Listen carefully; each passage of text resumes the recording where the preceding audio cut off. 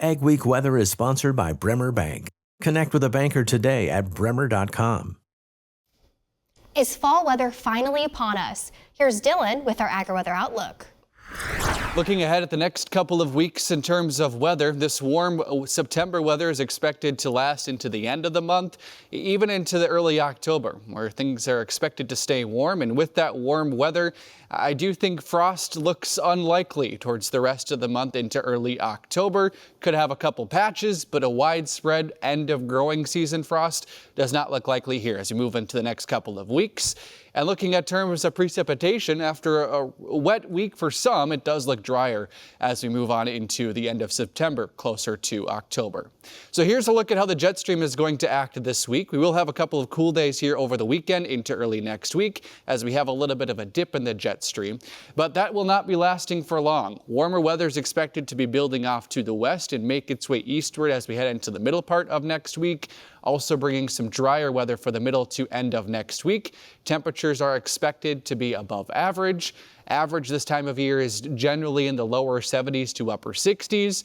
We'll likely see some temperatures in the middle 70s to upper 70s as we move on into the late week, maybe even some straight temperatures in the 80s towards next weekend. So that warm weather, that's one thing we're looking for and expecting to last here towards the end of the month. Let's take a look at average first frost dates. This is not this year. This is just looking at climate records and when we average our first frost. And that usually, our average, is late September into early October. For all the way up to Winnipeg, all the way down to Rochester, we average our first frost about this time of year, but I do not see it anytime soon, as temperatures are expected to not only stay above average this next week, but also into early October. You can see the above average temperatures expected for most of the United States.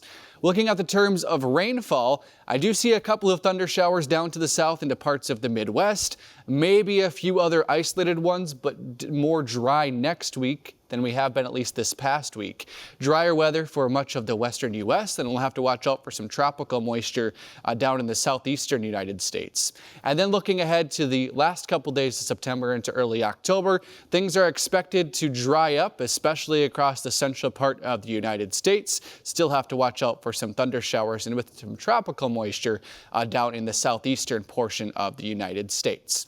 Now looking at a couple months as a whole, so September, October, and November, temperatures are expected to stay above average. So far, September has been very, very warm for pretty much the entire northern plains and really the United States as a whole. And that's expected. This above average weather is expected to continue into October and November. That does not mean temperatures in the 70s and 80s. But remember, as we go farther into the fall, temperatures, or average temperatures cool, we're likely to stay above those averages as we move on into later fall months, into the early winter months as we head on to the end of the year.